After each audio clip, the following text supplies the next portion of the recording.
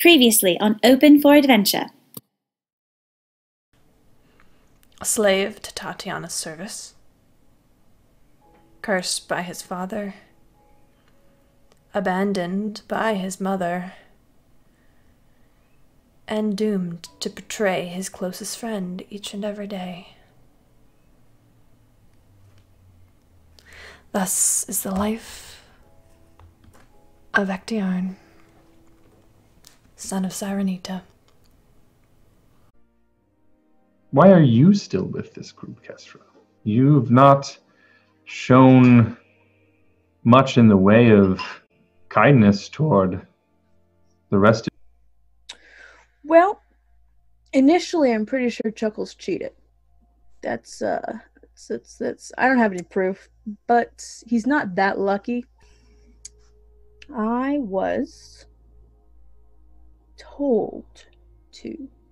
Told is a very generous way of putting it. You say there is a lot riding on your success, on keeping the three of them alive? One in particular alive? Well, they all seem to be fairly important for some reason. And you think you aren't? No. You've been charged with keeping them alive. I would say that's fairly important, wouldn't you? Yeah, pretty sure that was a mistake. Some like I got like the wrong package or something. Somebody like switched me with some like I'm still pretty damn sure that it was not supposed to be me. And you enter this large, cavernous chamber. The walls are made of these huge, flat, smooth stones in varying shades of gray to black. The ceiling rises well over 30 feet, and the entire chamber takes the shape of a very large circle. Semicircle, dome thing. And in the very center, the ground slopes, and within that dip, you see a pool of crystal clear water. I will trail my fingers through the water and ask, where is my mother located? Two figures sit at a table. One is immediately familiar. You recognize your mother's tender face right away. She looks well, fed and clothed in her usual blue smock dress. Her brows are furrowed as if she's concentrating. The other figure is an elven man with flaming red hair and an impetuous smirk. He sits gracefully, his fingers to his lips, as he waits with a playful glint behind his brilliant blue eyes. Between them sits the familiar game of dragon chess, the multi-layered game of concentration. Siobhan moves her cleric piece up one level, and the man in front of her smiles. "You're getting quite good," he says, and you watch as they exchange a small smile. "But not good enough yet," he says. And with that, he moves his dragon piece to her king. "Checkmate, love." You look to see that Siobhan is still focused at the game at hand, as if she's not quite believing that she's lost yet. But eventually, a knowing smile does cross her face. "You win again, Veros." The elven man's smile beams as he takes her hand gently from the edge of the table, places a kiss against her knuckles. "That I do." Who poisoned Richard Kentigern? You're in the kitchens where you can see two figures. The first is hard to recognize, Leona, but you don't ever forget a face. It's Will. Soft blonde curls frame a sharp angled face with bright blue eyes. The rest of you would see your one-time traveling companion as well, Monty's friend. He smiles as he hands the man in front of him a vial containing clear liquid. Odorless, tasteless, it cost a fortune. Leona, the voice you hear in return is bone-chillingly familiar. It's a good thing I'm about to inherit that exactly. Roman shakes Will's hand. Good work, mate. How do I get rid of my powers without dying? Your powers are as much a part of this world as you are. There is a cosmic record of your birth, as well as countless others that have been also touched by the gods. The room goes dark, and you see yourself in the stars. Galaxies swirling around you. In order to remove yourself from your powers, you must efface the records. Obliterate the record, and you could restore to an individual what they would have been before the gods' meddlings. What you are asking for is an alteration of the cosmic laws of the universe by some force that rewrites the records of existence, albeit on a small scale. This record is kept in the most sacred, distant place.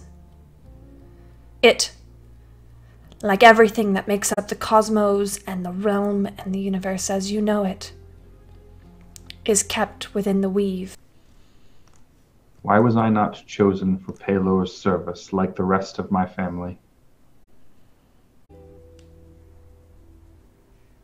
You went into this well maybe hoping for some kind of life-changing answer. Perhaps you're adopted, maybe corrupted by one of the books you've found over the ages, but the answer is very simple, Alexander. Pelor did not choose you because you did not choose him.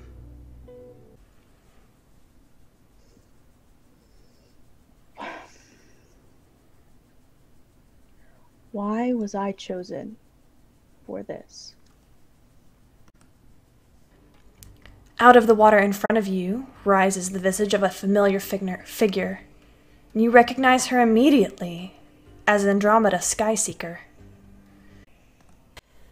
The Dark Commander of the Black Watch cloaks all of the realm in shadow. His reign of endless torment knows no bounds. An unstoppable force that no man can end. Save the Market One, heir to the Veldahar, born of the Hunter's Moon, cursed by Al-Asran, who will conquer the unconquerable, or else bring upon us the Godfall.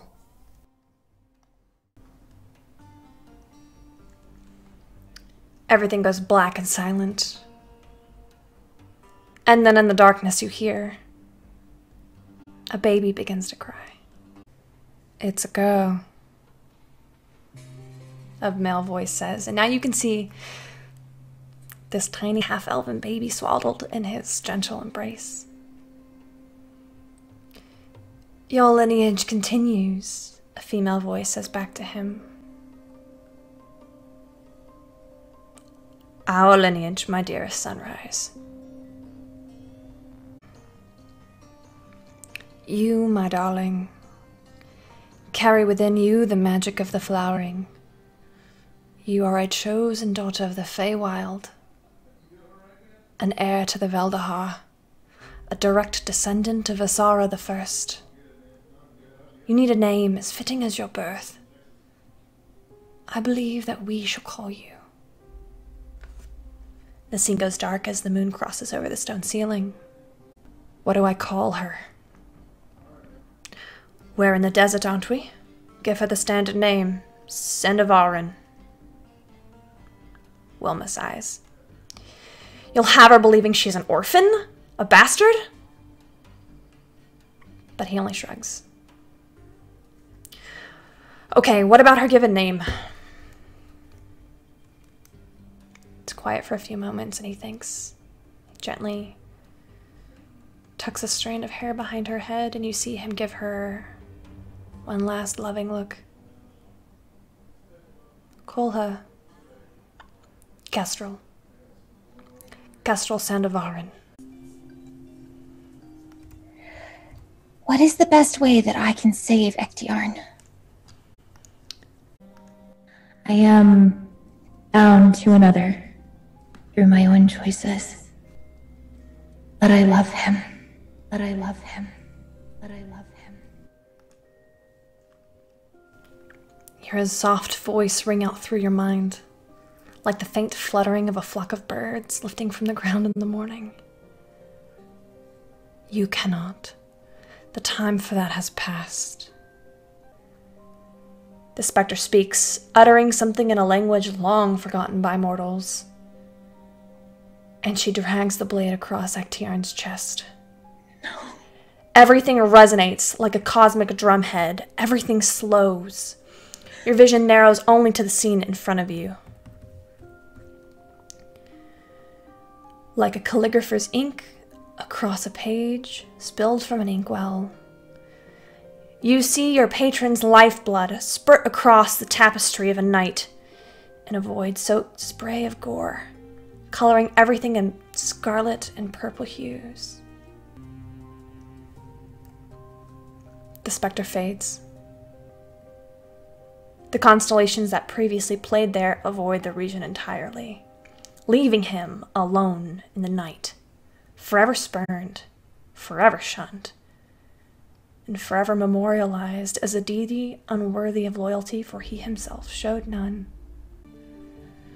Alas, scourged he was, tormented, unloved. So goeth he and his creations.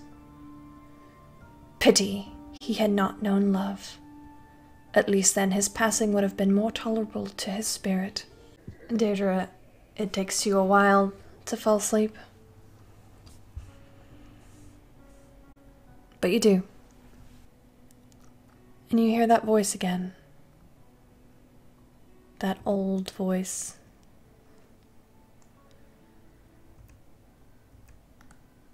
Deirdre? Yes. You want him back? Yes. You're seated. Out in front of you walks a man. Thin. Gaunt. You know why he died, don't you? Yes. He gave up his power for you. He staked it on your love for him. And when you proclaimed your love for another, he could not heal himself. I can help you bring him back. You made a pact, and your patron is dead. Do you know what that means for a warlock? Your powers will slowly kill you. Yes. I can save you. I will take over your patronage. I specialize in keeping things that want to be hidden, hidden. With my help, you can protect your friends.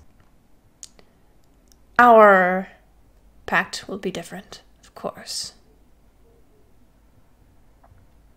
I will find the way to bring him back, and you will serve me faithfully. I just need him back and those around me safe. He extends a long, thin hand, bony fingers towards you. Have we a deal?